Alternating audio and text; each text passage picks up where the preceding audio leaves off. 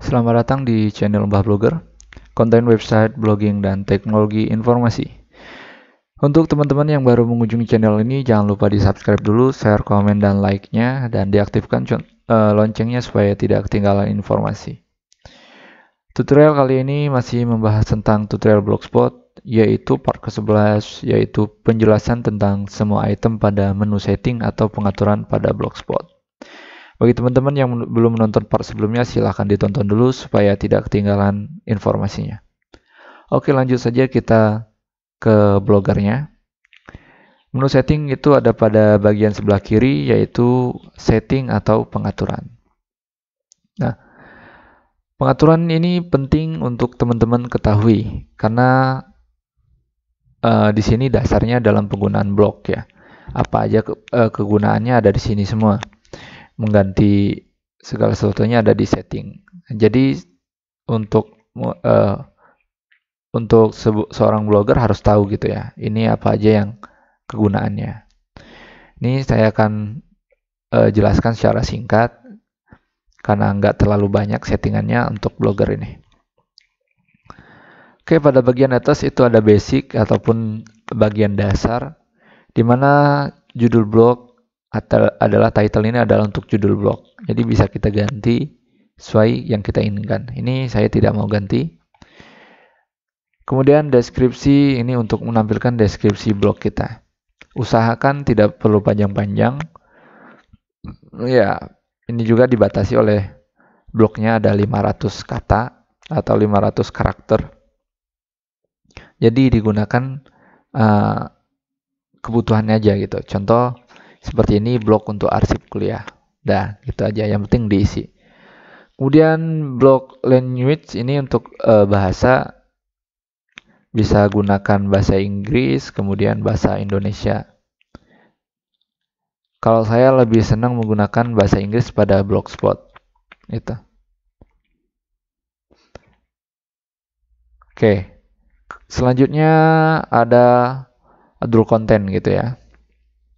Ini untuk informasi kalau konten kita membatasi umur gitu. Kalau kita klik adul ini, maka ada konfirmasi dulu ke pengunjung kita, umurnya berapa. Kalau umurnya nggak sesuai dengan aturan dari Google, maka tidak bisa akses blog kita. Misalnya blog kita ini akan membahas sebuah konten di mana sensitif gitu. Misalnya tentang edukasi seks gitu misalnya. Jadi harus konfirmasi umur. Jangan sampai yang mengunjungi blog kita itu anak-anak gitu. Jadi tidak tepat. Jadi ini untuk mengaktifkannya. Ini karena channel blog kita ini untuk umum ilmunya, jadi tidak perlu kita aktifkan. Kita matikan aja. Kemudian ini ada Google Analytics Property ID. Ya, ini untuk Google Analytics gitu pada blog. Ini kita bahas nanti di part selanjutnya ya. Bagaimana cara memasang Google Analytics gitu. Kemudian favicon ini untuk mengganti icon sudah saya jelaskan pada part sebelumnya. Silahkan ditonton aja di deskripsi, saya tampilkan linknya. Kemudian privasi ini,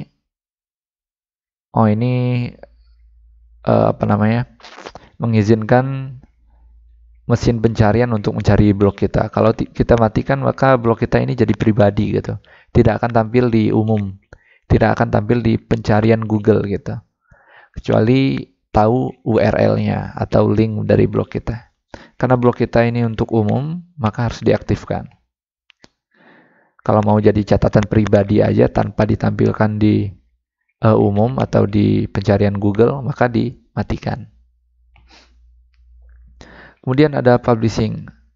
Jadi untuk blog address ini adalah alamat blognya, bisa diganti. Tapi saran saya jangan mengganti-ganti nama blog. Apalagi kalau blognya sudah lama gitu, sudah lama dan sudah ada postingan. Karena akan berpengaruh pada SEO ya, pada pencarian gitu. Kemudian custom domain ini untuk mengganti domain gitu blog. Contohnya itu seperti www.mbahblogger.com. Ini kan pakai custom domain namanya. Jadi saya pakai domain, tidak pakai domainnya Blogspot. Jadi saya pakai domain sendiri, saya beli domain, kemudian saya pasang di Blogspot ini. Mungkin di tutorial lain gitu saya pasang bagaimana cara memasang custom domain. Di sini saya tidak praktekkan karena tidak ada domain yang mau dipasang. Ditunggu aja, di subscribe aja supaya tidak ketinggalan informasinya. Kemudian HTTPS redirect ini meredirect atau mengalihkan link kalau seandainya pengunjung tidak mengakses menggunakan HTTPS. Bagi teman-teman yang belum tahu apa itu HTTPS dan HTTP, itu sebuah enskripsi data ya, enskripsi data terhadap website. Kalau dia pakai HTTPS, maka hubungan antara website dengan pengunjung itu dienkripsi dulu supaya tidak terjadi hacking dan sebagainya. Kalau HTTP dia tidak ada enskripsi, langsung teks gitu. Lebih jelasnya bisa cek aja di Google perbedaannya apa. Tapi secara mendasar, kalau HTTPS ada muncul seperti ini saya blok, dan dia akan muncul label kunci ini, artinya secure. Di Google di Google Chrome itu muncul dia koneksi aman. Kalau dia tidak pakai HTTPS, maka dia tidak akan aman gitu, akan muncul informasi pentungan gitu, pentungan merah. Mungkin teman-teman yang sudah pernah mengunjungi website yang ada pentungannya gitu. Kemudian ada permission. Ini hak akses ya, hak akses penggunaan blog. Kalau blog admin dan outdoor ini kepemilikan ya, siapa gitu. Jadi siapa aja listnya, di sini hanya satu penggunanya gitu. Kemudian ini pending informasi kalau kita mengundang orang untuk jadi penulis ataupun admin blog tapi belum diterima di email, maka muncul di pending ini. Ini misalnya invite more outdoor. Kita masukkan emailnya. Misalnya kita mau menambahkan teman kita sebagai penulis di blog kita, maka kita tambahkan emailnya. Seperti pada Mbah Blogger, pernah saya open. Siapa yang mau jadi penulis, silakan kirim email gitu. Akhirnya ada yang mengirim tapi tidak saya masukkan di Mbah Blogger. Keputusan saya buat satu blog di mana namanya sahabat.mbahblogger.com. Nah, jadi untuk ini blog untuk orang-orang yang mau memposting di blog saya gitu. Ini dari tahun 2015 nih saya posting. Gitu. Jadi teman-teman yang pengunjung yang menonton channel ini, kalau mau jadi penulis di Sahabat Mbah Blogger ini juga boleh, silahkan. Kemudian selanjutnya ada reader access. Jadi ini untuk pembacaan publik. Jadi kalau kita private to outdoor hanya untuk kita gitu. Sebenarnya mirip dengan yang di atas tadi. Ini privasi ini. Nah, jadi kalau kita aktifkan ini untuk kita saja, private to outdoor, maka blog ini hanya untuk kita gitu, tidak akan tampil di Google. Kalau custom reader, maka ini akan ditampilkan pada beberapa orang aja yang kita inginkan. Coba kita save, maka kita bisa menambahkan siapa di sini. Yang jelas yang sudah terdaftar di email kita gitu, ataupun blog admin dan outdoor yang atas ini. Itu. Ataupun di invite dari bawah ke email siapa. Tapi jarang sekali orang yang pakai konten seperti itu. Ini kita kembalikan ke public. Oke, selanjutnya ini post. Kalau post ini sama dengan yang ada di layout yang blog post main itu ya, main blog post. Itu. Ini kita bisa setting jumlah postnya. Misalnya saya ubah jadi 3. Saya save. Kembali ke blog ini. Maka berubah jadi 3 postingannya gitu ya. Bisa kita ubah lagi, kita kembalikan jadi 7. Kita refresh, maka berubah jadi 7 gitu. Jadi banyak. Oke, selanjutnya ini frekuensi arsipnya ada bulanan dan dia terkunci, tidak bisa kita setting. Kemudian ada post template. Kalau ini berarti template-nya ya. Kita paste di sini kontennya. Kalau ini image like box, ini kalau kita matikan, fungsinya seperti ini teman-teman. Ini saya buka satu blok ini. Ini kalau saya klik gambar, nah maka langsung mengganti atau mereplace halaman bloknya. Berubah URL-nya langsung ke URL gambar, sehingga blok kita tertutup gitu. Kalau kita aktifkan, maka gambarnya ini dia tidak akan menutupi blok kita. Dia akan jadi pop-up. Nih, seperti ini, muncul. Nih, jadi biarkan aktif like blocknya. Kemudian komen ini sudah saya bahas di tutorial yang lain. Silahkan nanti tonton aja di komentar ya. Di deskripsi. Kemudian email, ini untuk settingan email. Jadi kita bisa posting ke blog kita menggunakan email gitu. Tapi jarang lah, lebih baik ke blognya ini daripada lewat email. Ini comment notification. Kalau ini untuk mengaktifkan kalau ada komentar ya, maka dikirimkan ke email gitu. Tapi sudah ada di sini nih, kalau kita masukkan di komentarnya. Oke, selanjutnya ada formatting. Ini untuk mengatur lokasi time-nya, waktunya. Kalau mau di Asia itu berarti dia GMT ya. Kita cari GMT plus 7 biasanya. Plus 7. Bukan GMT. Asia. Central Time, Argentina, Atlantik, Europe, Afrika,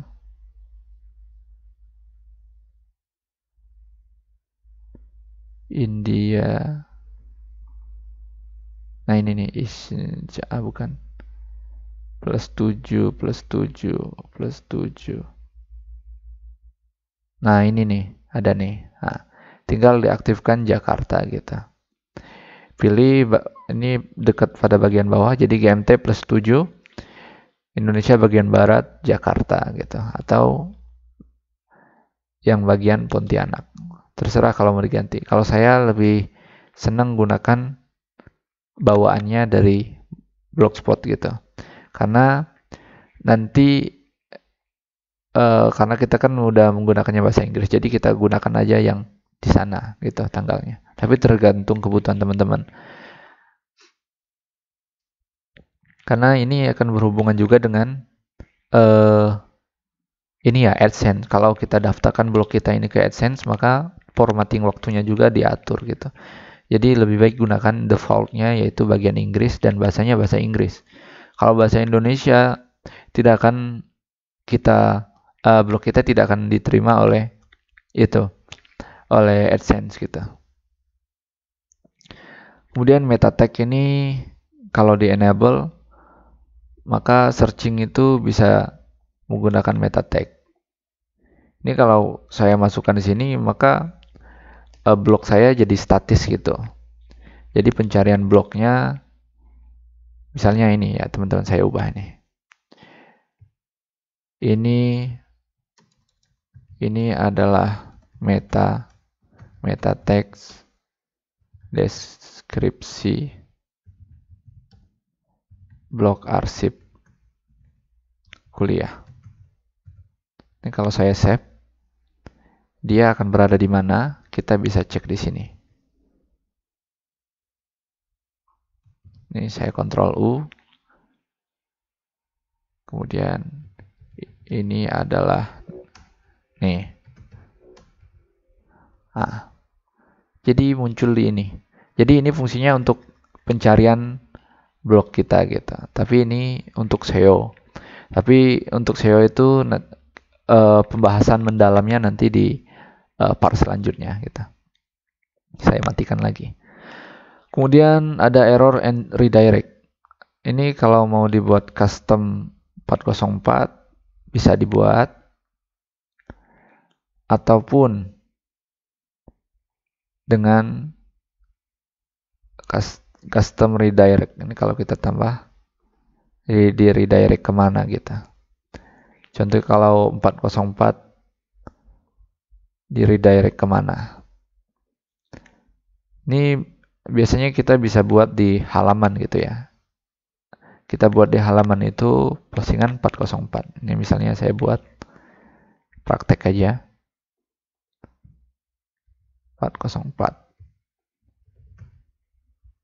Kita coba berhasil atau enggak. Kita lihat view. Oke, kita copy ini. Kita kembalikan ke setting, kemudian 404. Coba custom redirect, add to. Nih, kita coba permanen. Kita oke. Save. Kita coba di sini, kita pencarian. Oh, dia tidak bisa di redirect dia. Sudah disetting otomatis di template-nya. Gitu. Kalau tidak diketemukan, maka seperti ini. Tapi lebih bagus bawaan dari template-nya daripada kita buat sendiri. Nah, jadi 404 ini fungsinya untuk menampilkan pesan kalau pencariannya tidak ada gitu. Atau konten blog kita yang sudah lama kita hapus, kemudian ada yang mengunjungi, otomatis tidak ada kan kontennya, maka ditampilkan 404. Selanjutnya crawl ini dan indexing ini sama dengan Google, pencarian Google. Kita bisa melakukan setting di robot.txt ini seperti pemblokiran terhadap URL dan sebagainya. Tapi ini untuk menggunakan ini harus paham juga tentang pemrograman juga ya. Jadi tentang hak akses gitu. Nah, tapi saya jarang sekali pakai ini, pakai robot text ini. Kemudian ini untuk iklan gitu, enable custom ads.txt. Ini kalau dibutuhkan ketika ada AdSense. Kalau AdSense saya pernah setting ini di blog saya yang ada iklannya. Jadi AdSense itu ada meminta memasukkan ads.txt ini kalau dibutuhkan. Jadi sebagai verifikasi kalau blog kita itu memang benar blog kita. Gitu. Kemudian ada manage blog. Ini ada import konten, jadi bisa diimport dari konten blog lain, blog kita yang lain misalnya gitu ya. Dan juga bisa di backup kontennya. Kalau mau download, coba kita download. Nih, jadi terdownload. Kemudian ini untuk video management. Dan ada remove your blog. Ini untuk menghapus blog kita. Biasanya kalau kita remove, dia akan terhapus kalau nggak salah 30 hari gitu. 30 hari setelah kita klik penghapusan baru dihapus.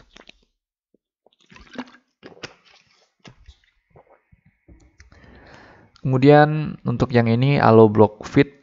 Ini untuk setiap kita posting akan dikirimkan kepada feed burner. Feed burner itu apa sih? Itu ada di part sebelumnya sudah saya bahas. Ketika pada widget ya, pengaturan widget itu ada feed burner. Nah, kemudian untuk general ini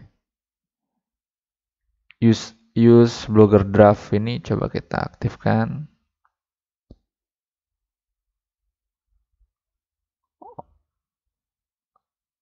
Tidak ada fungsi apa-apa. Kalau nggak salah kayaknya di postingan ini kalau kita membuat segala sesuatu dia bisa jadi draft gitu. Kalau nggak disimpan atau dipublish.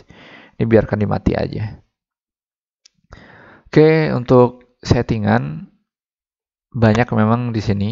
Walaupun saya bilang tadi singkat, tapi walaupun banyak ya gitu, nggak rumit nih.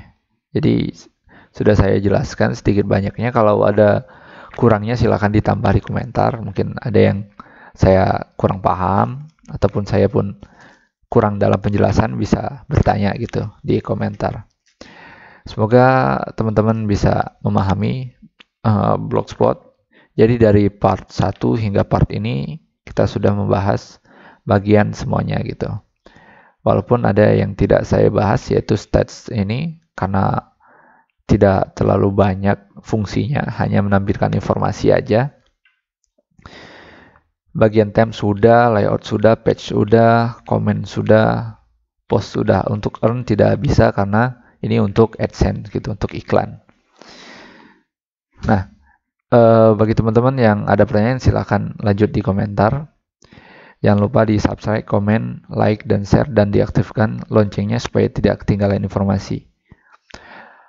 Oke, terima kasih dan see you.